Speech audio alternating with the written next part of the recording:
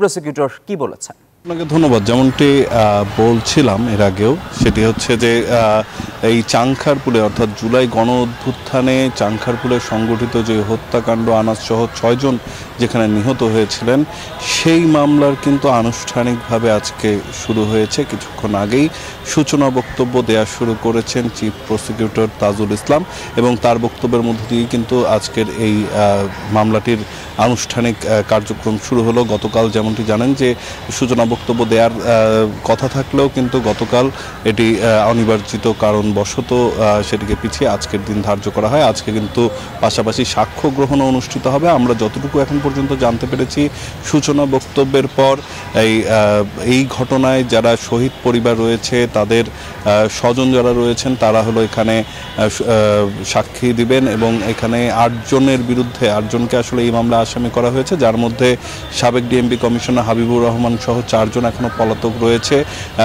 তাদের বিরুদ্ধে কিন্তু তাদেরকে আদালতে হাজির হওয়ার নির্দেশ দেওয়া হয়েছিল।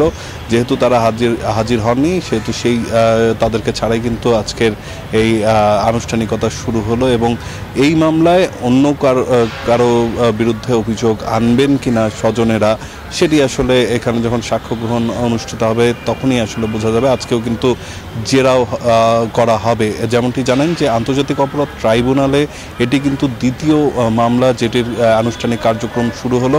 এর আগে কিন্তু সাবেক প্রধানমন্ত্রী শেখ হাসিনার বিরুদ্ধে জুলাই গণ অভ্যুত্থানে সংগঠিত মানবতা বিরোধী যে অপরাধ হয়েছে, সেই অপরাধের মামলাটি কিন্তু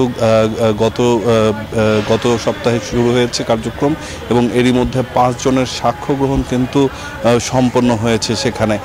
বাকি আরও 2টি মামলা রয়েছে, সেগুলো কিন্তু পর্যায়ক্রমে তদন্ত প্রতিবেদন দাখিল এবং তারই মধ্য দিয়ে কিন্তু অভিযোগ গঠন শুনানি এবং মামলার কার্যক্রম অনুষ্ঠিত হবে বলে আমরা এখন পর্যন্ত জানতে পেরেছি। তো এখন পর্যন্ত আসলে সূচনা বক্তব্য চলছে, কিছুক্ষণের মধ্যেই সাক্ষ্য গ্রহণ শুরু হবে, তারপরে আসলে বিস্তারিত আপনাদের জানাতে পারবো। তো এই ছিল এখন পর্যন্ত আন্তর্জাতিক অপরাধ ট্রাইব্যুনাল থেকে আমার কাছে সবশেষ তথ্য।